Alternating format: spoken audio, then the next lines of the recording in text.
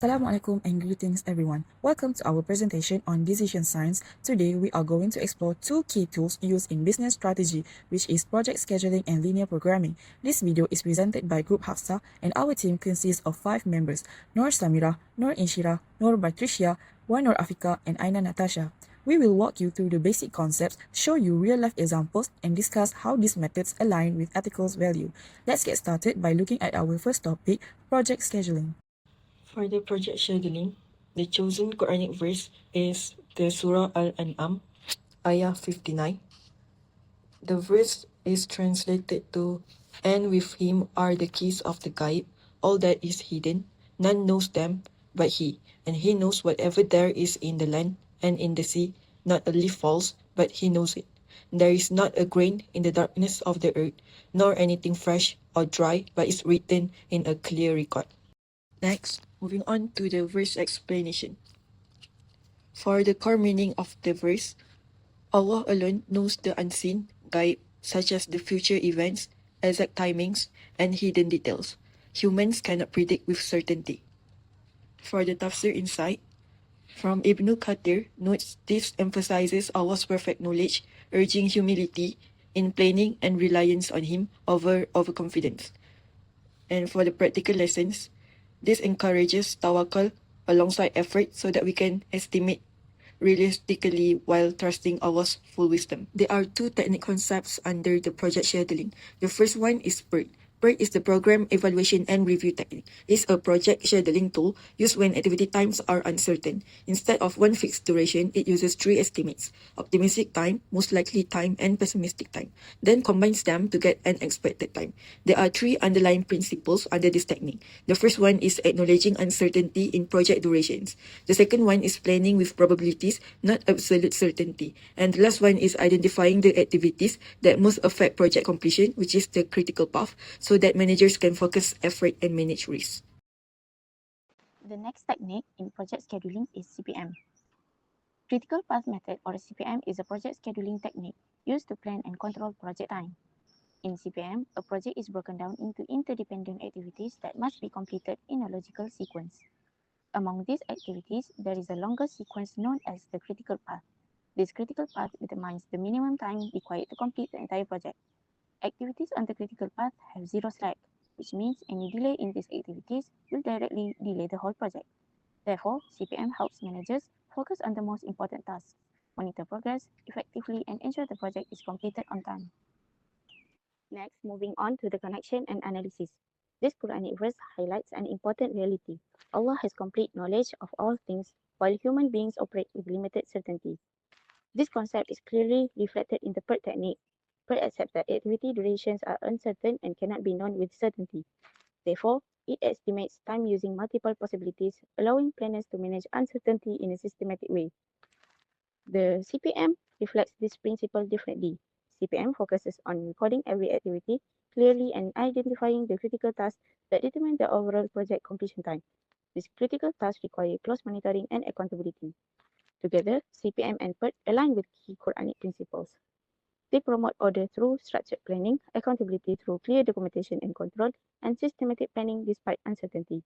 This shows that effective project scheduling reflects the discipline and wisdom encouraged in the Quran. So let's look into the illustration. To strengthen this connection, consider a simple example of preparing to reach class on time. The student plans several activities, such as waking up, showering, getting dressed, preparing the bag, and going to the class. From the PERT perspective, some activities have uncertain durations. For example, the shower time may vary, and travel time depends on traffic. The student therefore consider best case, that is optimistic time, normal, that is the most probable time, and the worst case, that is pessimistic time scenarios. This reflects PERT, which accept uncertainty and plans using multiple time possibilities. From the CPM perspective, the student identifies critical activities like waking up, showering, and traveling to the class. These tasks have no flexibility, and any delay will result in arriving late. This shows how CPM emphasizes order and accountability. Overall, this example demonstrates how CPM and PERT reflect the Quranic principle of systematic planning despite human uncertainty. Next, let's move on to the second technique, which is linear programming. I will explain how the concept of linear programming can be understood and justified through Islamic principles, specifically using guidance from the Quran. This discussion focuses on how Quranic values support the underlying concepts of linear programming as a decision technique. The Quranic verse selected for this discussion is from Surah Al-Furqan, verse 67. أعوذ بالله من الشيطان الرجيم بسم الله الرحمن الرحيم والذين إذا أنفقوا لم يسرفوا ولم يقتروا وكان بين ذلك قواما. And those who, when they spend, are neither extravagant or stingy, but are ever between that, justly moderate. This verse highlights the principle of balance and moderation in decision making. This verse describes the characteristics of the true servants of Allah, particularly in how they manage their resources. According to Tafsir Ibn Kathir, Allah condemns two extremes in behavior. The first is extravagance or israf, which refer to using resources excessively beyond what is necessary. The second is stinginess or takdir, which refers to restricting resources in a way that leads to harm or inefficiency. Islam does not support either extreme, instead it commends and balanced and just approach. Although this verse was revealed in the context of spending wealth, Islamic scholars explain that its meaning extends beyond money. It also applies to the management of time, labor, effort, and materials. Because of this broader application, the verse is highly relevant to modern decision-making tools such as linear programming. Key underlying concepts of linear programming include: first, optimization, which focuses on maximizing benefits or minimizing costs. Number two is limited resources such as time, labor, capital, or raw materials. Number three is constraints, which are boundaries that prevent unrealistic or excessive decisions. Number four is efficiency, which aims to avoid waste and misuse of resources. And the last one is a balanced allocation, where resources are distributed fairly among competing needs. Therefore, linear programming is not only about mathematical calculations, it is about making rational, disciplined, and efficient decisions within realistic limits.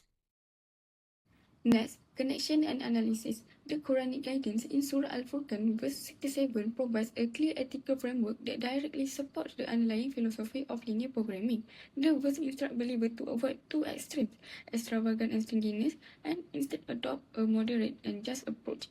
This principle is conceptually identical to how linear programming identifies an optimal solution. In linear programming, decisions are made within clearly defined constraints such as limited resources, time, or capacity. This constraint prevent excessive or unrealistic decision, just as Islam prohibited extravagance. At the same time, linear programming discourages underutilization of resources, which reflect the Quranic warning against being overly restrictive or inefficient. The optimal solution in linear programming lies between these two extremes. It does not exceed constraint and it does not leave valuable resource idle. Instead, it achieves the most balanced and efficient outcome within permissible limits. This mirrors the phase between that justly moderate, which emphasizes fairness, balance, and responsibility. Just as Islam promotes moderation as the most just path, linear programming seeks a solution that is neither excessive nor deficient, but optimal and sustainable. Therefore, linear programming can be understood as a structured method that operationalizes the Islamic value of wasataniya or moderation by translating ethical balance into measurable and rational decision-making outcomes. This demonstrates that modern optimization techniques are not value-neutral but can align closely with Quranic principles of justice, balance, and responsible stewardship. Lastly, practical illustration. Consider a halal bakery business that produces two products, halal bread and halal cakes. The bakery faces limited resources each day, which 40 hours of labor and 120 kg of raw ingredient. Each unit of bread required 1 hour of labor and 3 kg of ingredient, while each unit of cake required 2 hours of labor and 4 kg of ingredient. The profit earned is Rm20 per unit of bread and Rm30 per unit of cake. The bakery's objective is to maximize total profit, but it must operate within its resource limits. If the bakery focuses too much on cakes, it quickly exceeds labor hours, which represent extravagance in decision making. If it focuses too much on bread, raw ingredients remain unused, which reflect inefficient or stinginess. By applying linear programming, the bakery identified an optimal production mix that fully uses labor and ingredients without exceeding them, avoid waste and underutilization, achieve a maximum feasible profit.